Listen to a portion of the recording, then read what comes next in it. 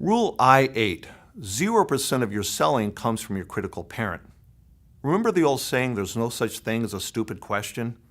There actually are stupid questions. I've been known to ask many. The essence of what this means is that when we are answering a question, we can never make someone feel stupid.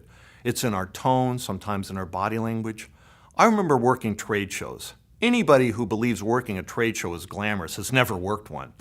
The third day of the trade show, you're tired, you've been on your feet for days, and you're ready to make that long trip home.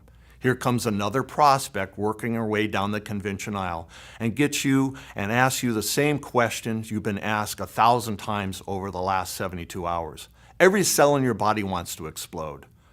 You take a deep breath. You say, "What a great question. What prompted you to ask me that?" Along with your child, keep that critical parent in the car. I invite you to subscribe to our YouTube channel.